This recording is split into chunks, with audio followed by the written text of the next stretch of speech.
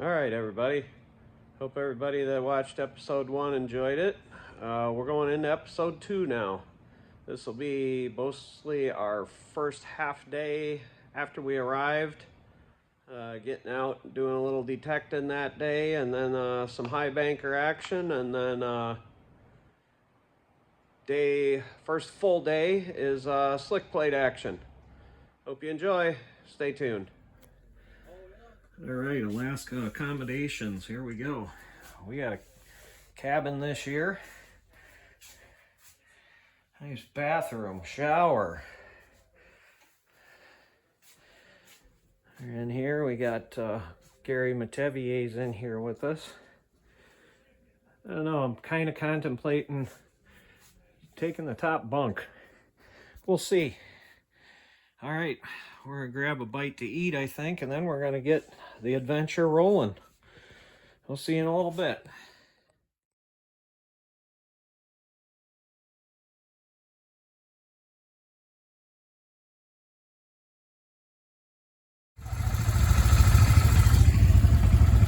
All right, here we go. We are getting ready to go out on our a little detecting adventure. Just got some lunch in us, and got Gary over there, and me, Moska. There's Ed.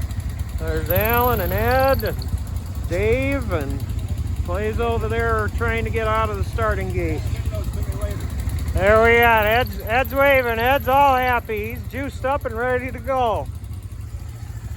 All right, we'll be back when we see some action.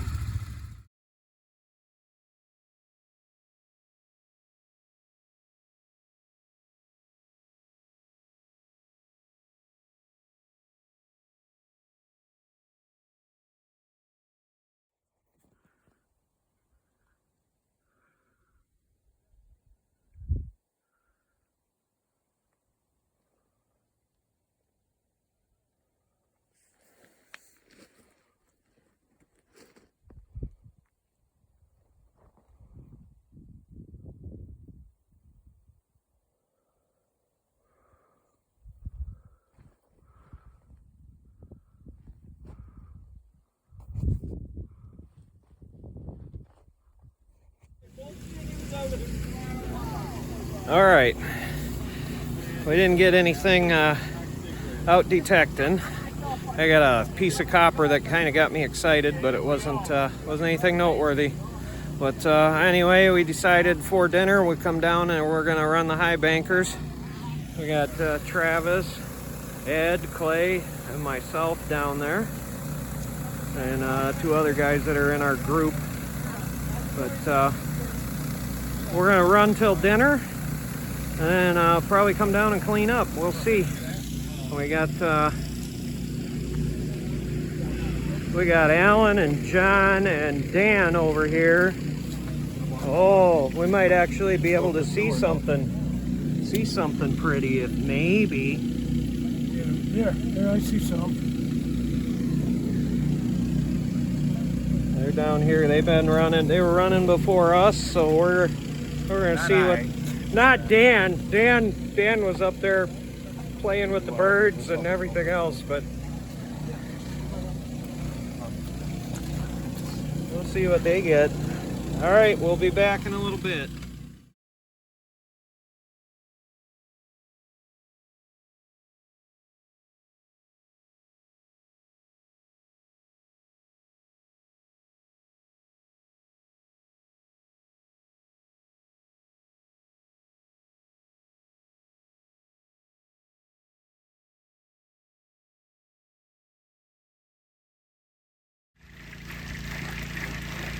Yeah, we quiet. We're hunting rabbit.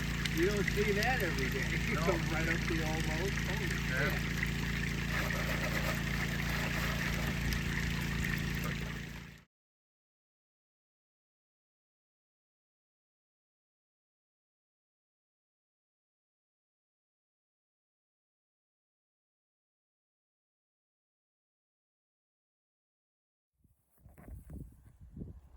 Hey everybody, we are out today. It's turned into a nice day. It was kind of a drizzly, dreary morning. We did some detecting. We didn't really find much of anything worthwhile.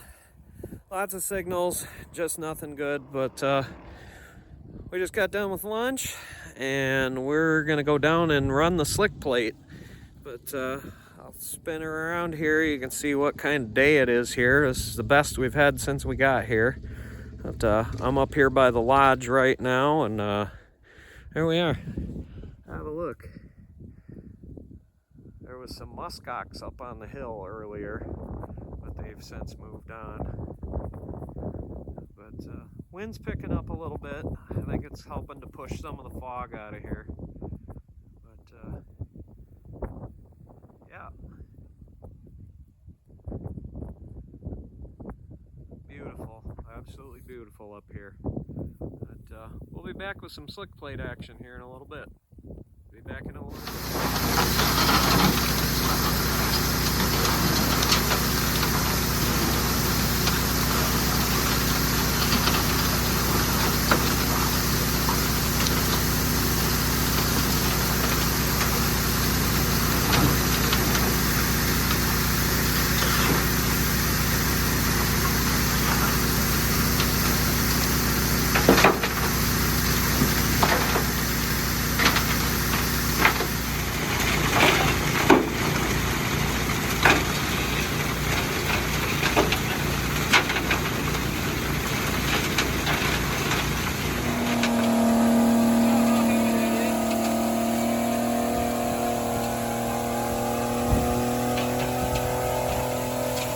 Alright, you can hear it. We're running slick plate, and Tyler just come down and cleaned out our tailings pond. It's starting to back up a little. You can see down there where Frank's at.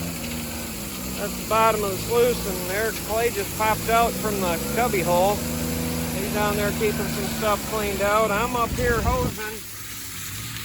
Fire hose. Got quite a load left to go. I'm gonna keep it up. Be back in a while.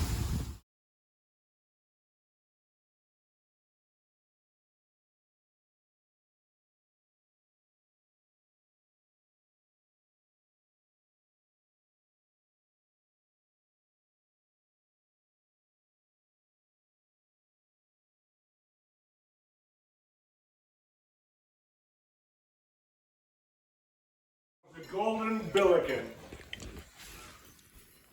Usually someone at this time asks, what's a bilican? What's a bilican? Great question!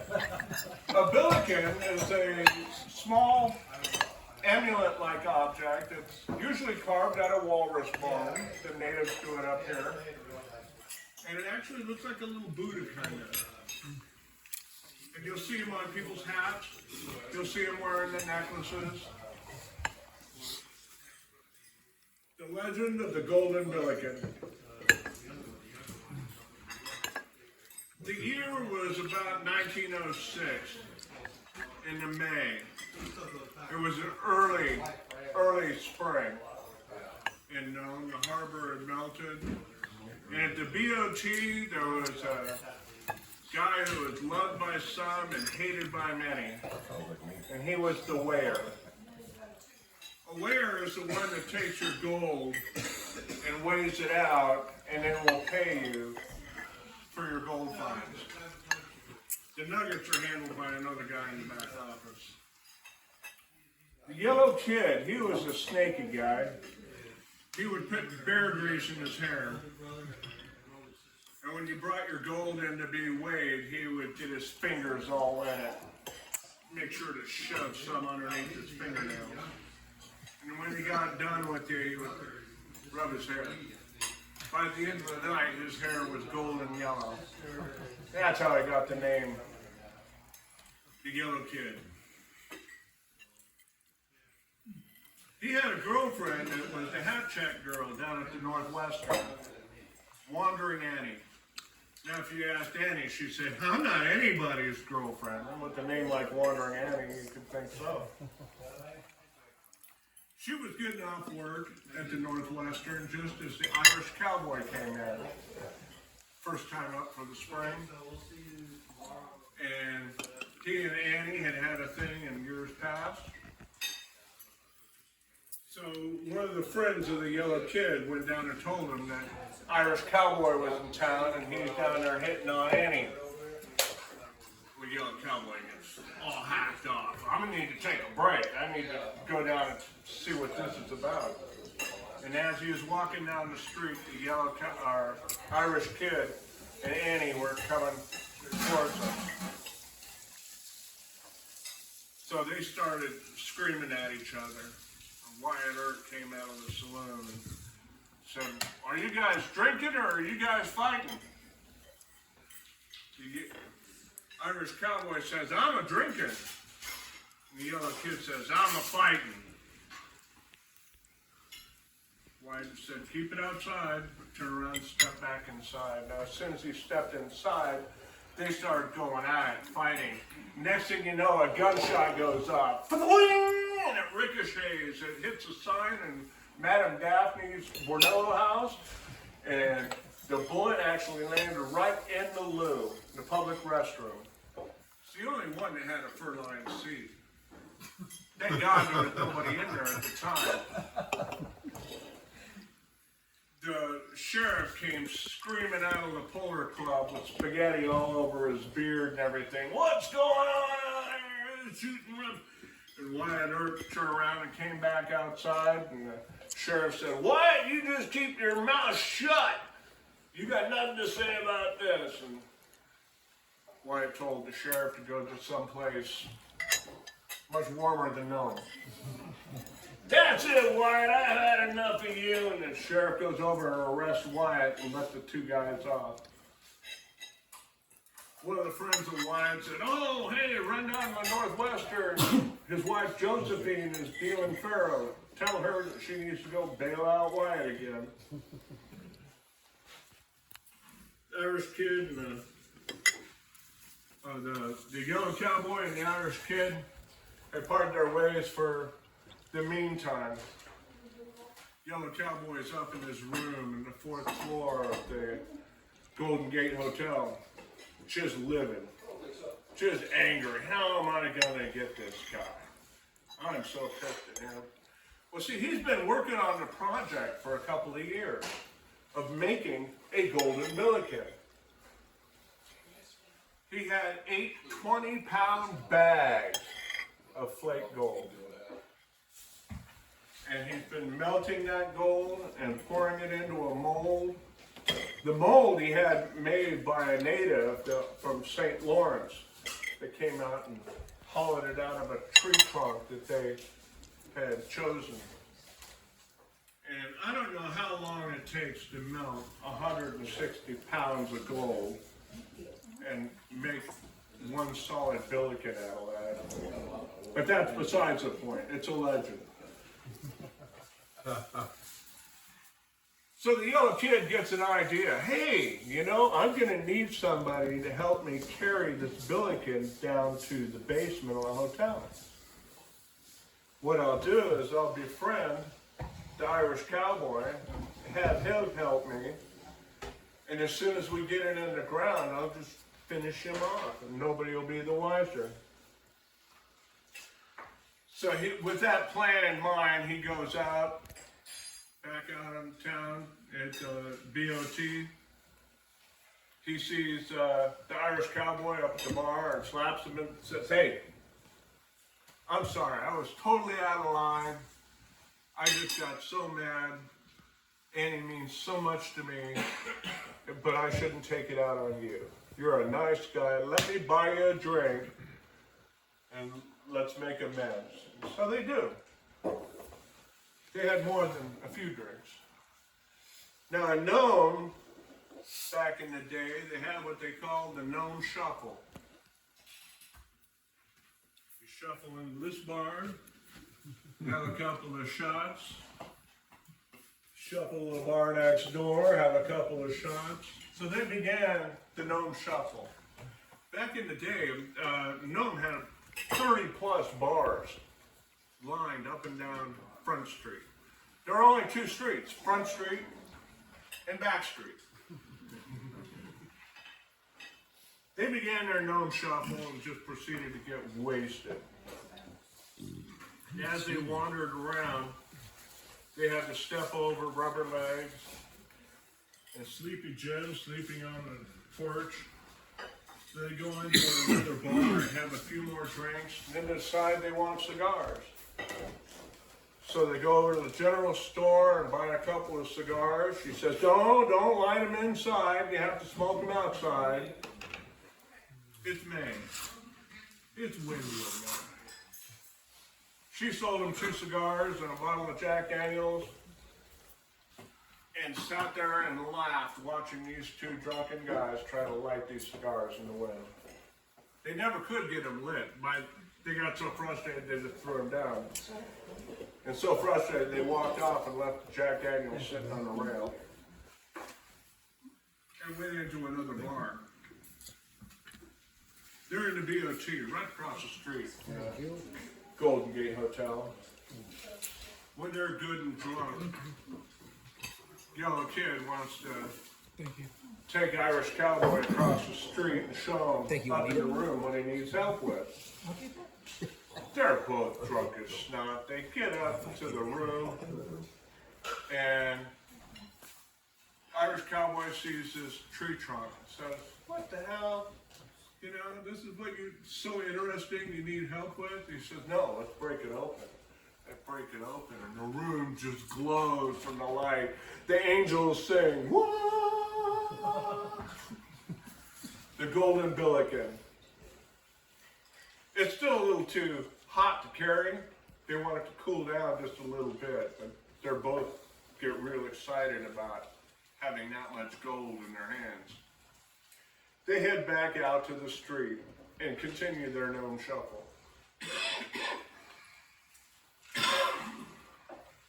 Well, it didn't take very many drinks later. It's about 2 o'clock in the morning. The bars don't close. It's about 2 o'clock in the morning, and they head back to the room, and they're going to carry this bilican down 4 flights of stairs. They lift it up, they're both drunk. Lift it up, drop it on the bed. Man, this thing's heavy.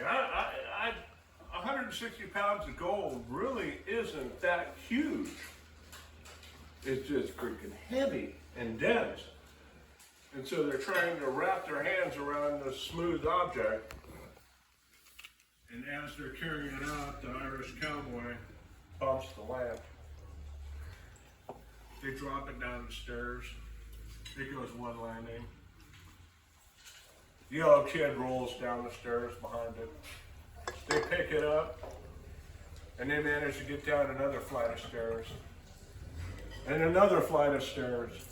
They broke the rail. They finally get it into the basement. And the yellow kid already had a hole prepared. He said, "Hey, just put it right over here in this hole."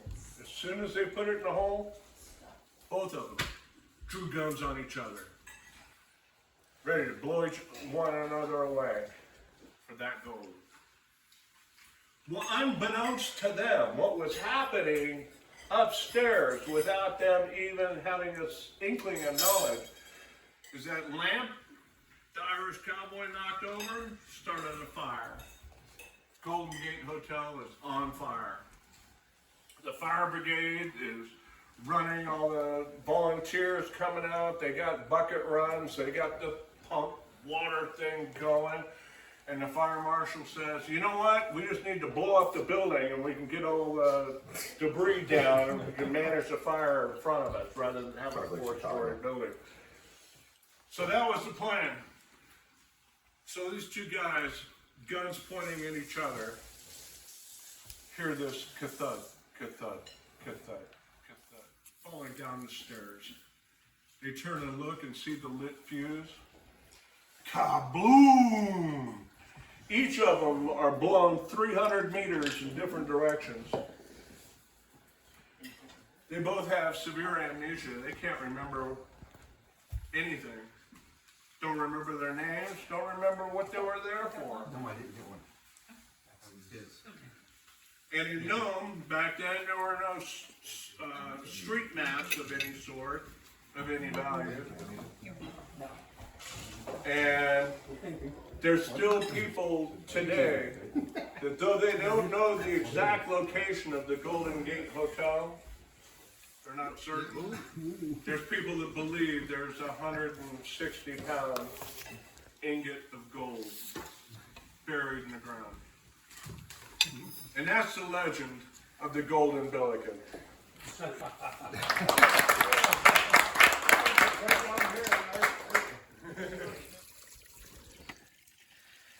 All right, so we ran a full dump truck load. I think probably 10 yards, 12 yards, whatever they put in their dump truck, full of pay dirt through the slick plate. And now we are down here. We ran it through the gold cube, and we're doing a cleanup.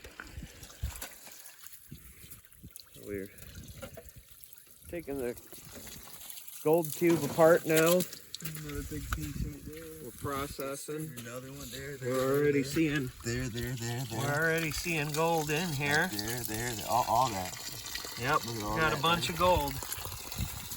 All right, we're gonna get this cleaned up, and then we're gonna start panning. Get this processed down and get a good night's sleep tonight, because we didn't get to bed till almost 1 a.m. yesterday. So, There we go. That's better. all right, we'll be back in a little while.